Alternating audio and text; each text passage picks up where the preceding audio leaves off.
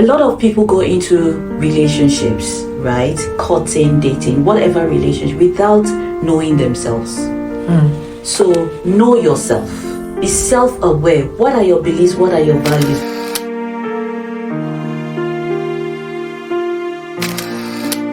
We have talking stage, right? But when the person now says, okay, would you be my boyfriend? Would you be my girlfriend? Is that courtship or that is still dating?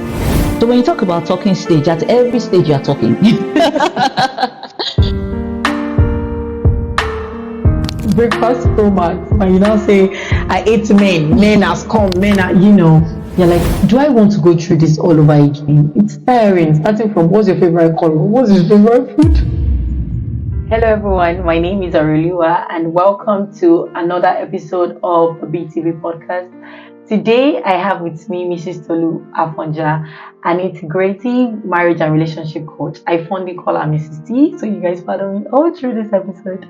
Mrs. T, can we meet you? Yes, I'm here. You can meet me. Thank you, Ore, for having me. Thank you so much for coming. So yes, I am Tolu Afonja and fondly referred to as the nurturer, even though she calls me Mrs. T. And as the nurturer, what do? I nurture individuals, couples and teams to evolve and thrive in their lives, relationship and marriage. So that's just a bit about me. You get to read more stuff.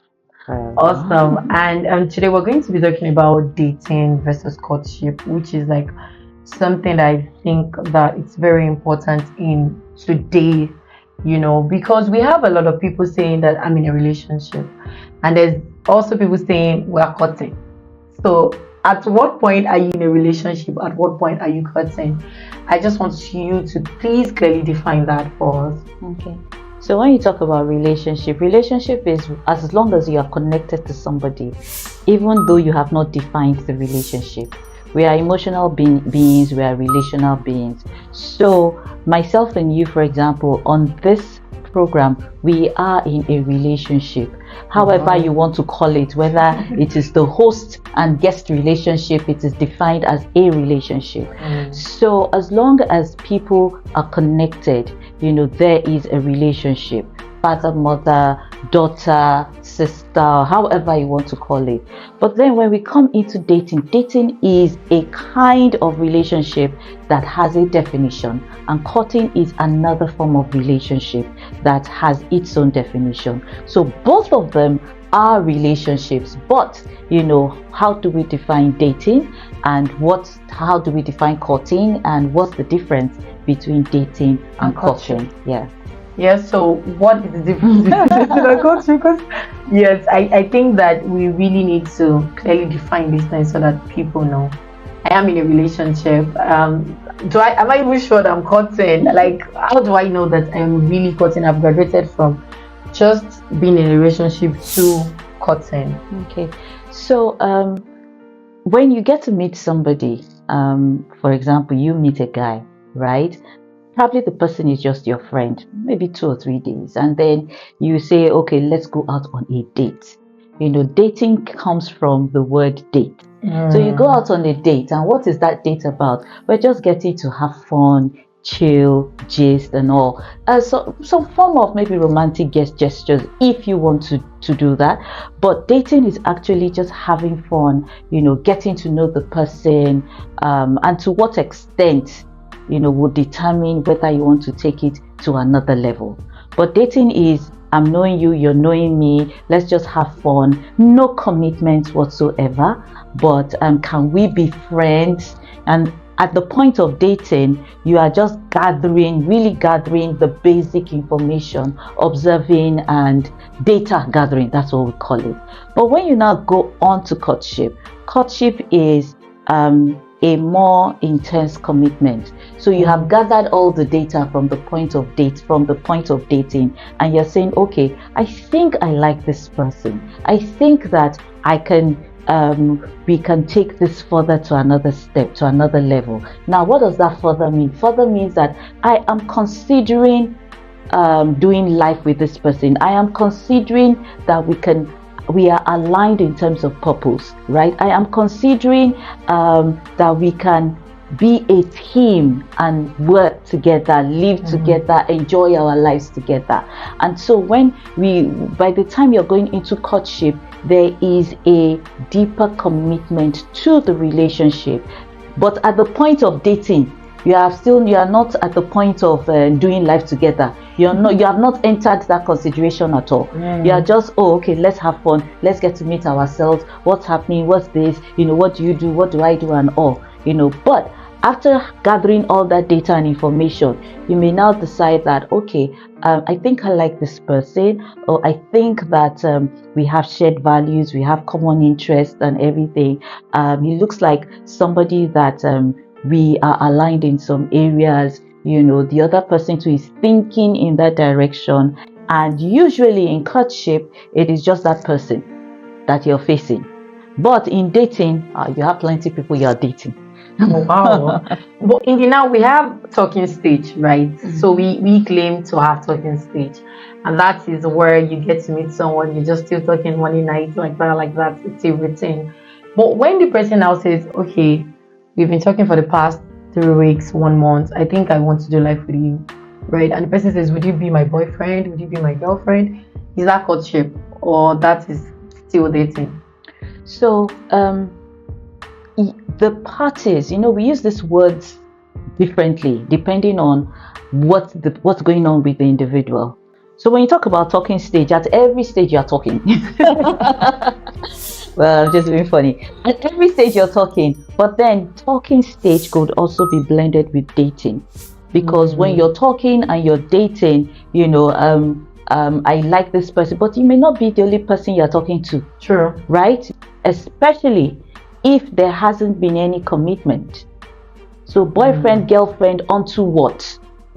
Because boyfriend, girlfriend, if you do not have that definition that we are going somewhere and they just serve you breakfast or they serve the other person breakfast, sorry, it is onto what? So if it is boyfriend, girlfriend, that, okay, let's do life together, that I think that we can do this, there is a planned destination, even though you have not yet come together to say we have finally agreed to do life together, but there's a possibility that you are looking at, we can do life together. Yeah, right?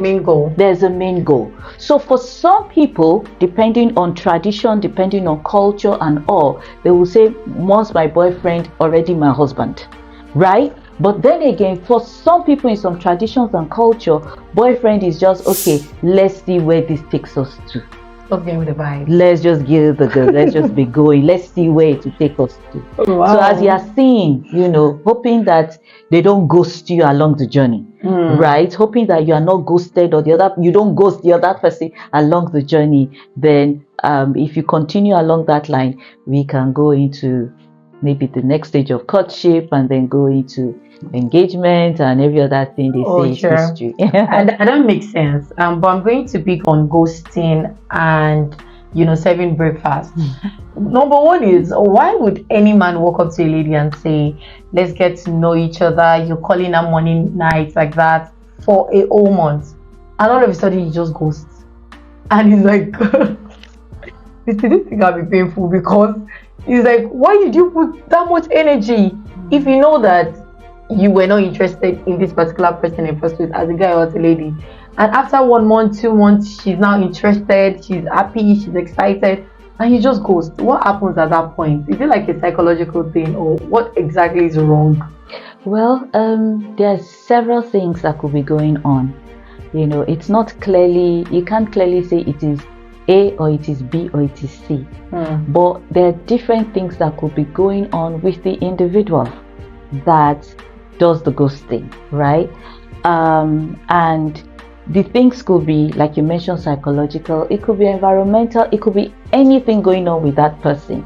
It could even be why in the first place. Probably the person is already in a bad state and just felt, if I have a lady around me, I will feel better. But found out that it did not make him feel better.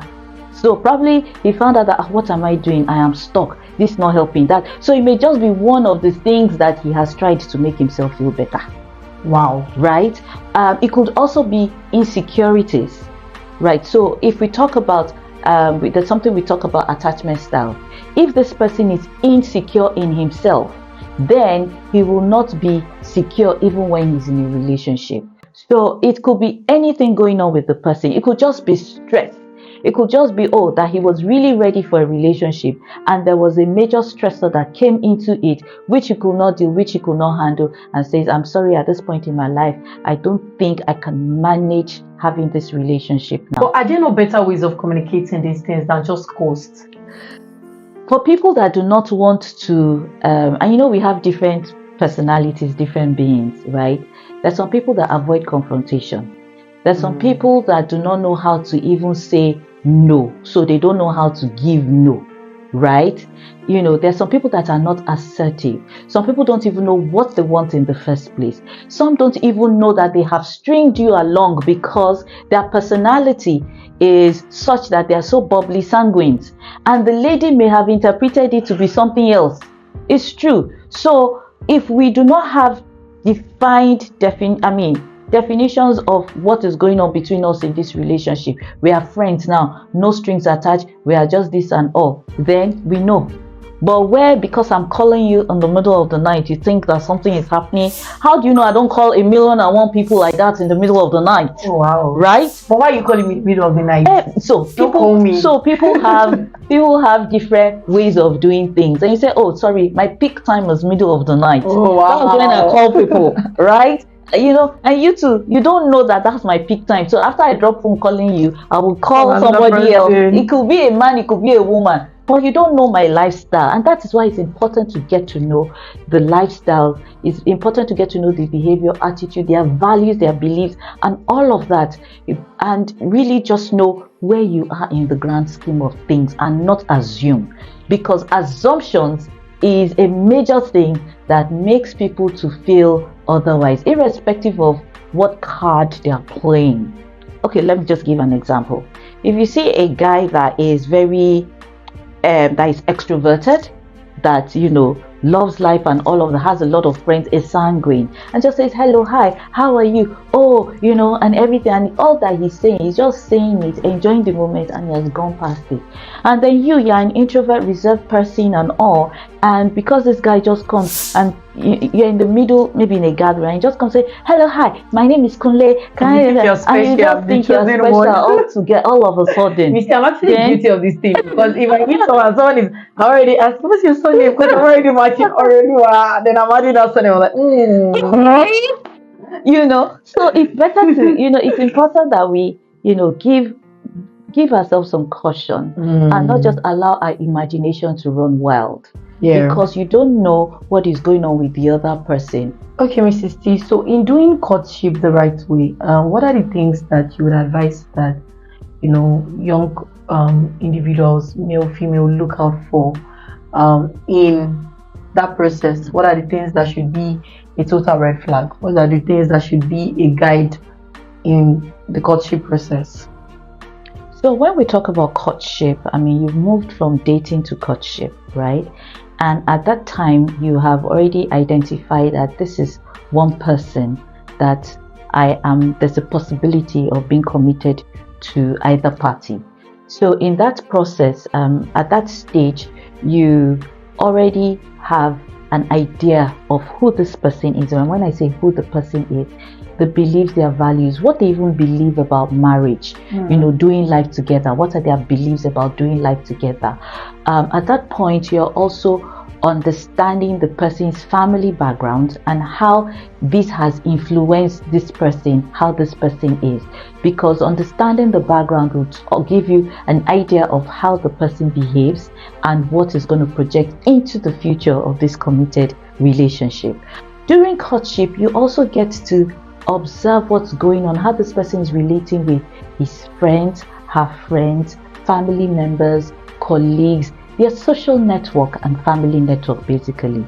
So you are observant and you're seeing things. You are accountable to each other at that point. And so there's a form of accountability that you have submitted yourself to, so that even when I see something that the other person, I can talk about it, I can call it out, and the person will not feel feel aggressive, because we talk a lot about respect. The man wants respect, the woman, and all of that. But respect is dual. It's from both ways. It is mutual. And the first thing you need to respect is the fact that this other person is a human being that has been created just like you. So the way you treat yourself is the way you should treat the other human, right? Your emotional intelligence. How intelligent are you emotionally?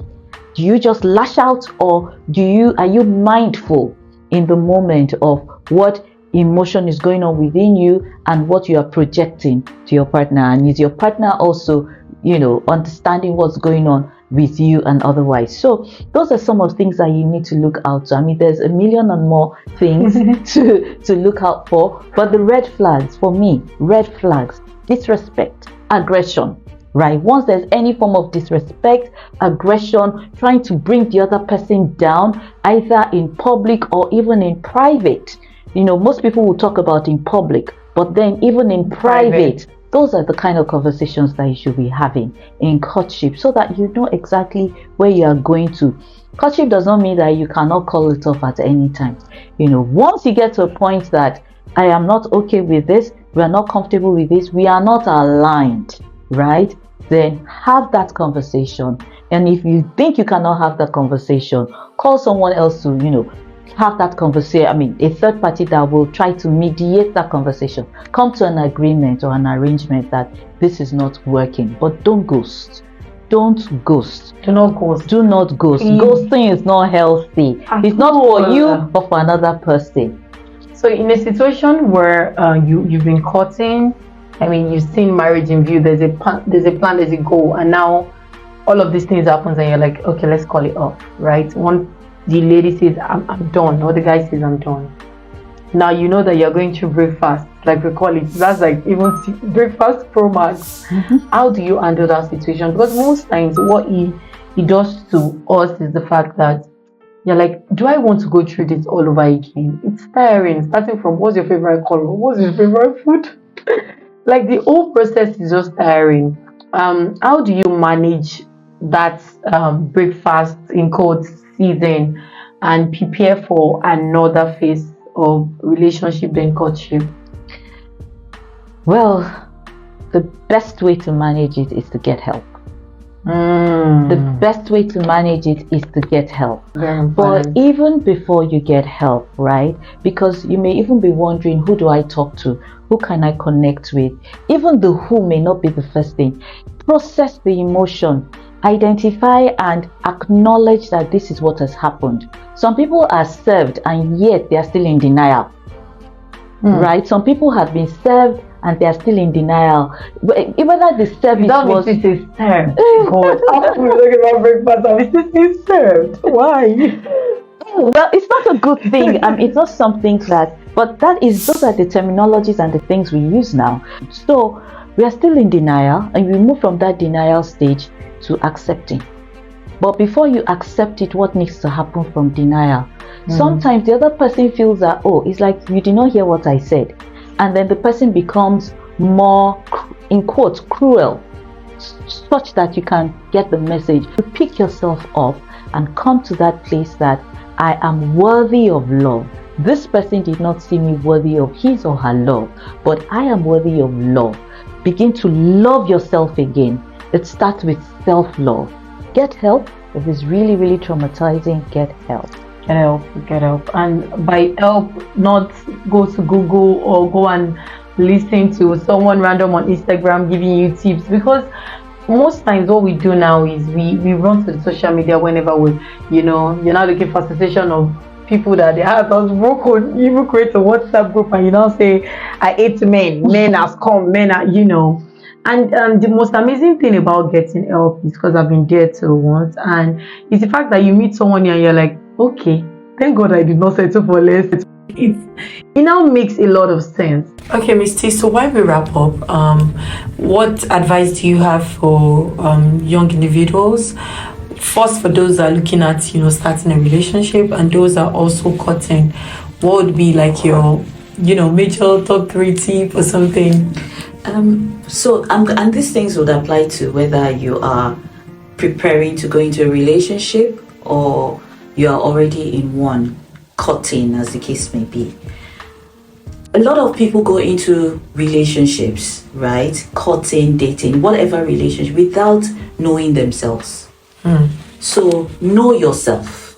Know yourself. Be self-aware, right? What are your beliefs? What are your values? The second thing is love yourself. Very important. Love yourself. The capacity to love is already from within you.